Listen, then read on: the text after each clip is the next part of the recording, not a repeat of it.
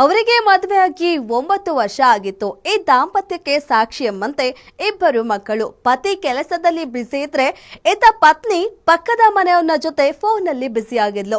ಹೀಗೆ ಕಸ ಹಾಕಿ ಬರ್ತೀನಿ ಅಂತ ಬ್ಯಾಗ್ ಹಿಡ್ಕೊಂಡು ಹೋದವಳು ಎಲ್ಲಿಗೆ ಹೋದ್ಲು ಗೊತ್ತಾ? ಈ ಸ್ಟೋರಿ ನೋಡಿ.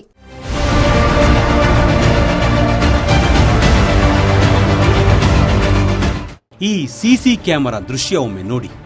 ಒಂದು ಕೈಯಲ್ಲಿ ಕಸದ ಬ್ಯಾಗ್, ಮತ್ತೊಂದು ಕೈಯಲ್ಲಿ ಬಟ್ಟೆಗಳ ಬ್ಯಾಗ್ ಹಿಡ್ಕೊಂಡು ರಾತ್ರಿ 11:30 ಸಮಯದಲ್ಲಿ ಹೊರಗಡೆ ಹೋಗ್ತಿರೋ ಈಕೆ ಹೋಗಿದ್ದು ಮನೆಯಲ್ಲಿದ್ದ ಕಸವನ್ನ ಹಾಕೋದಕ್ಕೆ ಅಲ್ಲ, ಬದಲಾಗಿ ಪ್ರಿಯಕರನ ಜೊತೆ ಎಸ್ಕೇಪ್ ಆಗಲು ಮಾಡಿಕೊಂಡು ಬಂದಿದ್ದ ಪ್ಲಾನ್. ಈಕೆಯ ಅಕ್ರಮದ ಬಗ್ಗೆ ಪತಿಯೇ ಬಿಚ್ಚಿಡ್ತಿದ್ದಾನೆ, ಕೇಳಿ. ಸರ್, ಏನಾಯಿತು ಅಂದರೆ ನಮ್ಮ ವೈಫಿಗೆ ನಮ್ಮ ಮನೆ ಪಕ್ಕದಲ್ಲಿ ಒಬ್ಬರು ಕಟಿಂಗ್ ಶಾಪರ್ ಇದ್ರು, ಪ್ರಭು ಅಂತ. ಅವ್ರ ಮೇಲೆ ಅಫೇರ್ ಇತ್ತು. ಅದು ನನಗೆ ಡೌಟ್ ಬಂದು ಇದೇನೋ ಅವ್ರ ಫೋನಿಗೆ ಯಾವುದೋ ಮೆಸೇಜ್ ಮಾಡ್ತಿದ್ದಾರೆ ಏನಂತ ಹೇಳಿ ಕೇಳಿದಾಗ ಅವ್ರು ಹೇಳಿಲ್ಲ. ಯಾರ್ದು ಮೆಸೇಜ್ ಇದೆ ಏನಿದೆ ಅಂತ ಕೇಳಿದಾಗ ಹೇಳಿಲ್ಲ. ಅದಕ್ಕೆ ಮುಂಚೆ ಏನಾಯ್ತು ಅಂದರೆ ಅವ್ರ ಮೊಬೈಲ್ಗೆ ರೀಚಾರ್ಜ್ ಆಗುತ್ತೆ. ಫೆಬ್ರವರಿನಲ್ಲಿ ಒಂದ್ಸಲ ರೀಚಾರ್ಜ್ ಆಗುತ್ತೆ. ರೀಚಾರ್ಜ್ ಯಾರು ಮಾಡಿಸಿದ್ರು ಅಂತ ಕೇಳಿದಾಗ ನಾನೇ ಮಾಡಿಸ್ಕೊಂಡೆ ಅಂತ ಹೇಳ್ತಾಳೆ. ಆದರೂ ನಾನು ಡೌಟ್ ಬಂದು ನಮ್ಮ ಬ್ರದರಿಗೆ ಹೇಳ್ತೀನಿ ಮೊಬೈಲ್ ರೀಚಾರ್ಜ್ ಆಗಿದೆ ಅಂತ. ಅವರ ಒಂದು ನಂಬರ್ ಹೇಳ್ತಾರೆ, ಆ ನಂಬರ್ಗೆ ಇದು ಮಾಡ್ತೀನಿ. ಅದು ಕಸ್ಟಮರ್ ಕೇರಿಗೆ ಕಾಲ್ ಮಾಡಿದಾಗ ಇದು ಫೋನ್ಪೇನಲ್ಲಿ ರೀಚಾರ್ಜ್ ಆಗಿದೆ ಅಂತ ಕಸ್ಟಮರ್ ಕೇರ್ ಅವ್ರು ಹೇಳ್ತಾರೆ. ಫೋನ್ಪೇನಲ್ಲಿ ರೀಚಾರ್ಜ್ ಆಗಿದೆ ಅಂತ ಬಂದು ಮನೆಗೆ ಕೇಳಿದಾಗ ಅವ್ರ ಫ್ರೆಂಡಿಗೆ ಮಾತಾಡ್ತಾರೆ, ರೀಚಾರ್ಜ್ ಆಗಿದೆ ಅಂತಾರೆ, 300 ರೂಪಾಯಿ ರೀಚಾರ್ಜ್. ನಾನು ಬಿಟ್ಬಿಡ್ತೀನಿ. ಊರಿಗೆ ಕರ್ಕೊಂಡೋಗಿ 1 ತಿಂಗಳು ಊರಲ್ಲಿ ಇಟ್ಕೊಂಡಿರ್ತೀವಿ. 1 ತಿಂಗಳು ಊರಲ್ಲಿ ಇಟ್ಕೊಂಡಿರ್ಬೇಕಾದ್ರೆ ಅವಳು ಹೇಳ್ತಾಳೆ, ನಾನು ಇವಾಗ ಹುಡುಗಂಗೆ ಮರ್ತು ಬಿಟ್ಟಿದ್ದೀನಿ, ನಾನು ಇವಾಗ ಇದೇನು ಮಾಡಲ್ಲ, ಹಂಗೆ ಹಿಂಗೆ ಅಂತ ಎಲ್ಲ ನಂಬಿಸ್ತಾಳೆ. ನಂಬಿಸ್ಬೇಕಾದ್ರೆ ನಾನೇನು ಮಾಡ್ತೀನಿ, ನಮ್ಮ ಮನೆ ಮುಂಚೆ ಹೊಸಕೆರಳಿಯಲ್ಲಿ ಇರುತ್ತೆ. ಹೊಸಕೆರಳಿ ನಮ್ಮ ಮನೇನ ಬಗಲ್ಗುಂಟೆಗೆ ಶಿಫ್ಟ್ ಮಾಡ್ತೀನಿ. ಬಗಲ್ಗುಂಟೆಗೆ ಶಿಫ್ಟ್ ಮಾಡಿ ಅಲ್ಲೇ ಬಗಲ್ಗುಂಟೆ ಅಂದರೆ ನಾನು ನಮ್ಮ ಬ್ರದರ್ ಎಲ್ಲ ಜೊತೆಗಿರ್ತಾರೆ. ಆ ಹುಡುಗ ಬರಲ್ಲ ಅನ್ನೋ ಇದಕ್ಕೆ ಮಾಡ್ತೀವಿ. ಬಗಲ್ಗುಂಟೆಗೆ ಶಿಫ್ಟ್ ಮಾಡಿ 1 ವಾರದಲ್ಲೇ ಹುಡುಗನ ಜೊತೆ ಇನ್ನೂ ಓಡೋಗಿದ್ದಾಳೆ. ಸರ್, ಅದೇನು ಗೊತ್ತಿಲ್ಲ. ಹುಡುಗಂತೂ ಸ್ವಿಚ್ ಆಫ್ ಆಗಿದೆ. ಇದಕ್ಕೂ ಮುಂಚೆ ಏನಾಗುತ್ತಂದ್ರೆ 25ನೇ ತಾರೀಕು ಲಾಸ್ಟ್ ಮಂತ್ 25ನೇ ತಾರೀಕು ನಾವು ಗಿರಿನಗರ ಪೊಲೀಸ್ ಸ್ಟೇಷನ್ಗೆ ನಾನು ಕಂಪ್ಲೇಂಟ್ ಕೊಡ್ತೀನಿ. ಈ ಹುಡುಗನಿಂದ ನಮ್ಗೆ ಇದಾಗ್ತಿದೆ, ಟಾರ್ಚರ್ ಆಗ್ತಿದೆ, ನೀವು ಸ್ವಲ್ಪ ಬುದ್ಧಿ ಕಲಿಸಿ ಅಂತ ನಾವು ಕಂಪ್ಲೇಂಟ್ ಕೊಡ್ತೀವಿ.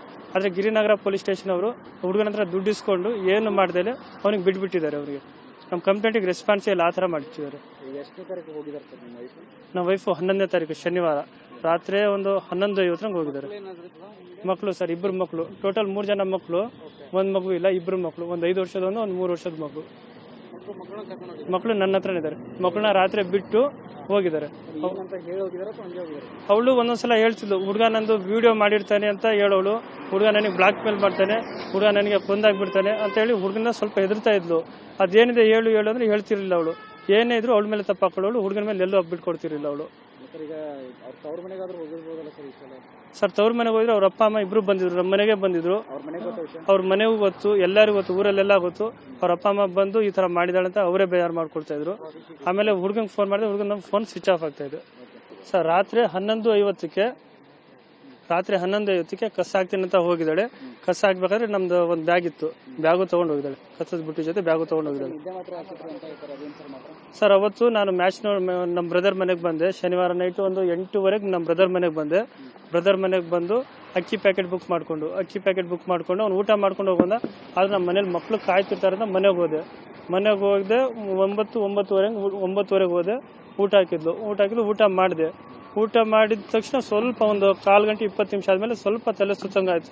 ನಾನು ಯಾಕೋ ತಲೆ ಸುತ್ತ ಇದೆ ಅನ್ಸಿದೆ. ಅವತ್ತು ಯಾವತ್ತು ಇಲ್ದಿರೋದು ಹಾಸಿಗೆ ಅವಳಿ ಹಾಸಿದ್ಲು. ಹೋದೆ, ಮನ್ಕೊಂಡೆ. ಅವತ್ತು ಶನಿವಾರ ಅಲ್ಲ, ಶನಿವಾರ ಅಂದರೆ ನಾವು ಭಾನುವಾರ ಲೇಟಾಗಿ ಹೇಳ್ತೀವಲ್ಲ ಅನ್ಕೊಂಡು ಮಕ್ಕಳಿಗೆ ಮೊಬೈಲ್ ಕೊಟ್ಬಿಟ್ಟೆ. ಮಕ್ಳ ಹತ್ರ ಮೊಬೈಲ್ ಇತ್ತು.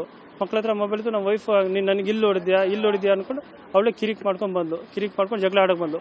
ಅದು ನನಗೆ ಸುಸ್ತಾಗ್ತಿದೆ, ಬಿಟ್ಬಿಡು ಅಂದ್ರೆ ಅವಳು ಹಂಗೆ ನಾನು ಸ್ವಲ್ಪ ಮಲ್ಗಕ್ ಮಾಡ್ತಾ ಇದ್ದೀನಿ. ಅವಳು ಬಂದು ಮುಖದ ಮೇಲೆಲ್ಲ ನೀರು ಹಾಕೋದು, ಮುಖಕ್ಕೆ ಹೊಡಿಯೋದೆಲ್ಲ ಮಾಡಿದ್ಲು. ಆದ್ರೆ ಅವಳು ಹೇಳೋದು ಗೊತ್ತಾಗ್ತಿತ್ತು, ನನಗೆ ಹೇಳಕ್ ಆಗ್ತಿರ್ಲಿಲ್ಲ. ಹಂಗೆ ಮಾಡ್ತಾ ಕಸ ಎಲ್ಲ ಹಾಕಿ ಬರ್ತೀನಿ ಅಂತ ಕೇಳಿದ್ದು. ಮೇನ್ ರೋಡ್ ಅಂತ ಹೇಳಿದೆ. ಕಸ ಹಾಕ್ಬಿಡ್ತಂತ ರಾತ್ರಿ 11:45 ಹೋಗಿರೋದು ಗೊತ್ತು ಅಷ್ಟೇ. ಆಮೇಲೆ ಅವಳು ಎಲ್ಲಿ ಹೋದ್ಲು ಏನೂ ಗೊತ್ತಿಲ್ಲ. ಆಮೇಲೆ ಮಲಗಿಬಿಟ್ಟಿದೆ. ರಾತ್ರಿ ಒಂದು 2:02 ಎಚ್ಚರಿಕೆ ಆಗಿ ನೋಡ್ತೀನಿ, ಹಾಸ್ಟೆಲ್ ಇಲ್ಲ ಅಂತೇಳಿ ಇಮಿಡಿಯೇಟ್ ಬಾತ್ರೂಮಿಗೆ ಹೋಗ್ತೀನಿ. ಬಾತ್ರೂಮಲ್ಲಿ ಇರಲ್ಲ, ಟೆರಸ್ಸಿಗೆ ಹೋಗ್ತೀನಿ, ಅಲ್ಲೂ ಇರಲ್ಲ. ಅವಾಗ ಇಮಿಡಿಯೇಟ್ ನಮ್ಮ ಬ್ರದರಿಗೆ ಫೋನ್ ಮಾಡ್ತೀನಿ, ಇಲ್ಲ ಈ ಥರ ಆಗಿದೆ ಅಂತ. ಇಮಿಡಿಯೇಟ್ ಅವ್ರ ಮನೆಗೆ ಹೋಗ್ತೀನಿ. ಆಮೇಲೆ ಅವ್ರಿಗೆ ಕರ್ಕೊಂಬಂದು ನಮ್ಮ 2 ಮಕ್ಕಳನ್ನ ಅವ್ರ ಮನೆಗೆ ಬಿಟ್ಬಿಟ್ಟು ಆಮೇಲೆ ಇಲ್ಲಿ ಚಿಕ್ಕಬಳ್ಳಾಪುರ ರೈಲ್ವೆ ಸ್ಟೇಷನು 8ನೇ ಮೈಲಿ ಎಲ್ಲ ಹುಡುಕ್ತೀವಿ, ಅಲ್ಲೂ ಸಿಗಲ್ಲ. ಅವಾಗ ಏನು ಮಾಡ್ತೀವಿ, ಹೊಸಕೆರಳಿ ನಮ್ದು ಹಳೆ ಮನೆ ಇತ್ತಲ್ಲ, ಅಲ್ಲಿ ಹೋಗ್ತೀವಿ. ಅಲ್ಲೋಗಿ ನೋಡ್ತೀವಿ, ಅಲ್ಲಿ ಹುಡುಗಂದು ಬೈಕ್ ಇರಲ್ಲ. ಅಲ್ಲಿ ಅವಾಗ 50% ಕನ್ಫರ್ಮ್ ಆಗುತ್ತೆ ಇಲ್ಲ ಅಂತ. ಅಲ್ಲಿಂದ ಬಂದು ಸೀದಾ ಬಗಲ್ಗುಂಟೆ ಸ್ಟೇಷನ್ ಕಂಪ್ಲೇಂಟ್ ಕೊಡ್ತೀವಿ. ಇನ್ನೂ ಬಂದಿಲ್ಲ ಸರ್. ಫೋಟೋದಲ್ಲಿರುವ ಶರತ್ ನಾಯಕ್ ಹಾಗೂ ಪ್ರಿಯಾಂಕಾ ಈ ದಂಪತಿ ಮದುವೆಯಾಗಿ 9 ವರ್ಷಗಳಾಗಿವೆ. ಮೂಲತಃ ಚಿಕ್ಕಮಗಳೂರಿನ ಕಡೂರಿನವರು. ಬದುಕಿಗಾಗಿ ಬೆಂಗಳೂರಿನ ಹೊಸಕೆರೆ ಹಳ್ಳಿಗೆ ಬಂದಿದ್ರು. ಆರಂಭದಲ್ಲಿ ಎಲ್ಲವೂ ಚೆನ್ನಾಗಿಯೇ ಇತ್ತು.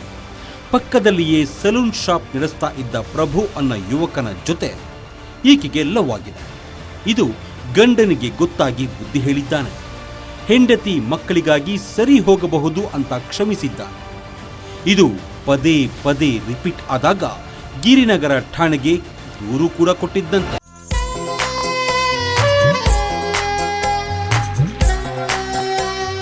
ಆಮೇಲೆ ಹೊಸಕೆರೆ ಹಳ್ಳಿಯಿಂದ ಮನೆ ಖಾಲಿ ಮಾಡಿಕೊಂಡು ಬಾಗಲಗುಂಟೆಗೆ ಬಂದಿದ್ದಾರೆ. ಆದರೂ ಪ್ರಭು ಜೊತೆ ಕಾಂಟ್ಯಾಕ್ಟ್ನಲ್ಲಿದ್ದ ಹೆಂಡತಿ ಪ್ರಿಯಾಂಕಾ ಗಂಡ ಕೆಲಸಕ್ಕೆ ಹೋದಾಗ ಸುತ್ತಾಡಲು ಹೋಗ್ತಿದ್ದಳಂತೆ. ಅತ್ತೆ ಮಾವನಿಗೆ ಹೆಂಡತಿಯ ವಿಚಾರ ತಿಳಿಸಿದ್ರೂ ಏನೂ ಪ್ರಯೋಜನ ಆಗ್ಲಿಲ್ವಂತೆ. ಮೊನ್ನೆ ಶನಿವಾರ ಎಚ್ಚರ ಆಗದಂತೆ ನಿದ್ರೆ ಮಾತ್ರೆ ಕೊಟ್ಟು ಕಸ ಹಾಕಿ ಬರ್ತೇನೆಂದು ಮನೆಯಲ್ಲಿ ಎಲ್ಲರೂ ಮಲಗಿದ್ದಾಗ ಬಟ್ಟೆಗಳನ್ನ ಬ್ಯಾಗ್ನಲ್ಲಿಟ್ಟುಕೊಂಡು ಎಸ್ಕೇಪ್ ಆಗಿದ್ದಾಳೆ. ಗಂಡ ಮಕ್ಕಳನ್ನ ಬಿಟ್ಟು ಪ್ರಿಯಕರನ ಜೊತೆ ಎಸ್ಕೇಪ್ ಆಗಿರೋ ಪ್ರಿಯಾಂಕಾಗೆ ಕಾನೂನು ಮೂಲಕ ಸರಿಯಾಗಿ ಪಾಠ ಕಲಿಸಬೇಕು ಅಂತ ಪತಿ ಮನವಿ ಮಾಡ್ತಿದ್ದಾನೆ. ಇತ್ತ ಬಾಗಲಗುಂಟೆ ಪೊಲೀಸರು ಕೇಸ್ ದಾಖಲಿಸಿದ್ದು ಸದ್ಯ ಪರಾರಿ ಆಗಿರೋ ಪ್ರಿಯಾಂಕಾಗಾಗಿ ಹುಡುಕಾಟ ಮಾಡ್ತಾ ಇದ್ದಾರೆ.